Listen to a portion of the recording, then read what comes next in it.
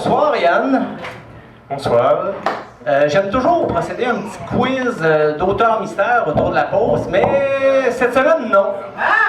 Non, car j'avoue que j'ai choisi des citations de la saison du printemps 2015. J'ai choisi, des citations des auteurs d'ici.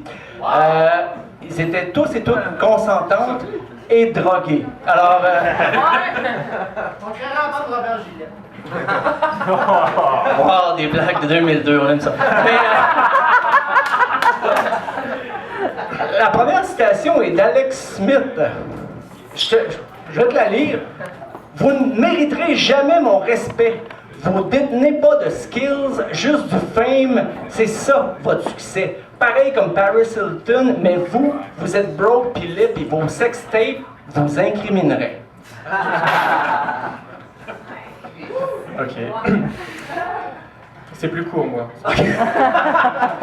Vous ne mériterez jamais mon respect est une phrase d'aucune utilité en cas d'attaque d'ours brun.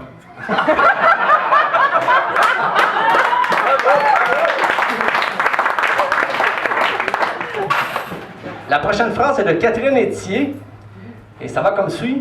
Pas besoin de cracher, ta main dans mon cul suffit.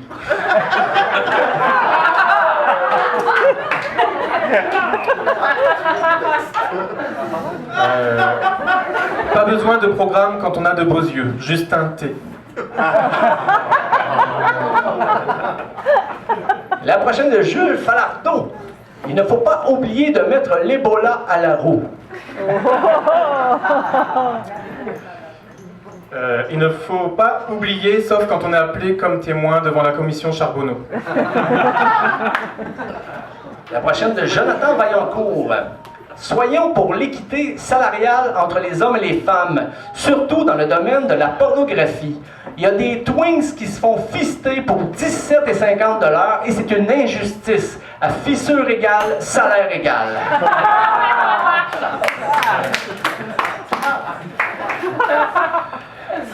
Soyons pour l'équité, autorisons l'homosexualité aux républicains. La prochaine est de Charles Deschamps. On dit que rien ne se crée, rien ne se perd. C'est vrai, plus je me crée, plus je me perds. On dit que rien ne se perd, rien ne se crée. Alors elle est où la dignité de Léo Bureau-Bloin? La prochaine est de Cassandre Charbonneau-Jobin. Tout le monde n'a pas le luxe de pouvoir se reproduire accidentellement.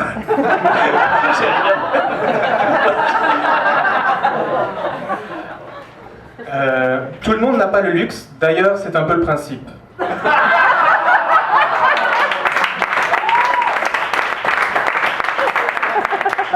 La prochaine est de Mario Bélanger, qui n'est pas là ce soir, Dieu est son âme. Je suis peut-être pas un homme qui veut juste te pogner le cul, c'est peut-être ça le problème. Je ne suis peut-être pas un homme qui veut coucher avec toi, mais tu es la seule fille qui reste dans le bar. On a repris l'idée, c'est bon. La prochaine est de Pat Bernier-Martin. Debout comme un homme, Gaétan Barrette pleure des larmes saturées en sodium.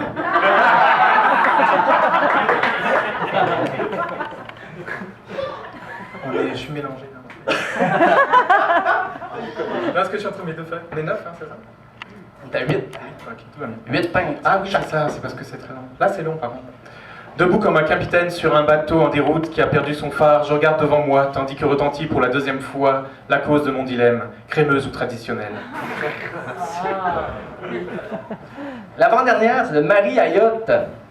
À la vue des muscles durs sous sa redingote, mais surtout de cette grosse face de hamburger dégoulinant de fromage, Ronald ne put empêcher son corps de réagir de la façon la plus délicieuse possible, son pénis gonflant à en étirer le tissu reluisant de son jumpsuit. Je pense que j'avais même pas besoin de dire que c'était Marie Ayotte.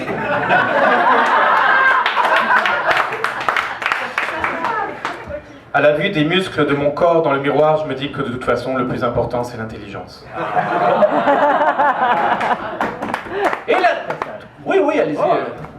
Et la toute dernière, allez-y, c'est pas... de Philippe Lemieux. Je vous entends me juger, mais honnêtement, une blonde, tu peux pas vraiment lui pisser dans la gueule. Ah, ça va être du même niveau.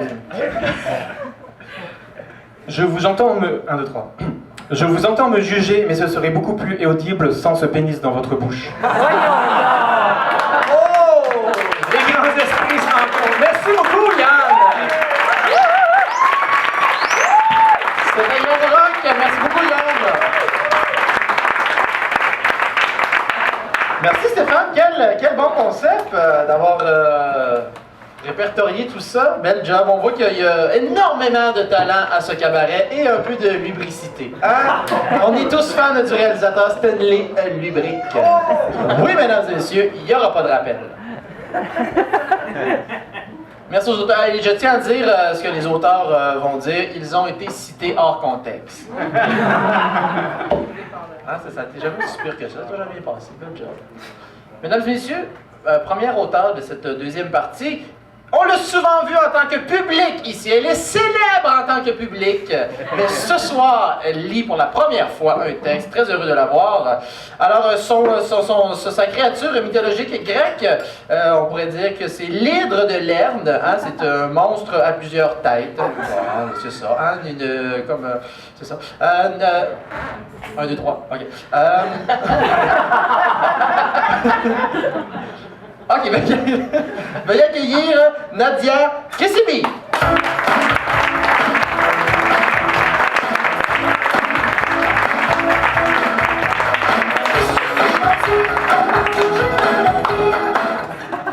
On va l'arrêter là.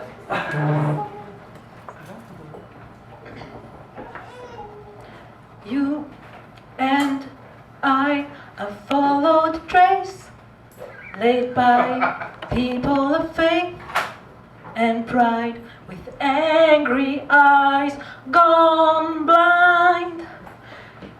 La première fois que j'ai entendu ça, c'était parce que Jeff avait acheté un nouveau pick-up. Un gros beau pick-up rouge, tu sais. Un beau pick-up neuf rouge qui était venu montrer à sa mère. Puis il avait mis le son au bout. Puis on entendait ça jusqu'à l'autre bout du rang. C'était beau, cette musique-là, avec le chant des oiseaux. Sa mère, elle aimait bien ça, en tout cas. À tous les jours, depuis ce jour-là, elle faisait jouer ça dans sa maison. Peut-être pour se sentir moins toute seule. Tu sais, c'est pas bien grand, sa maison. C'est une belle petite maison, avec un balcon tout le tour. Sur son balcon, il y a une mangeoire à colibri. Ben oui. Je pense qu'elle avait trouvé ça dans une vente de garage au village.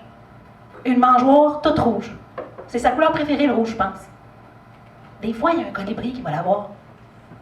Ça vole un peu comme un ovni, un colibri.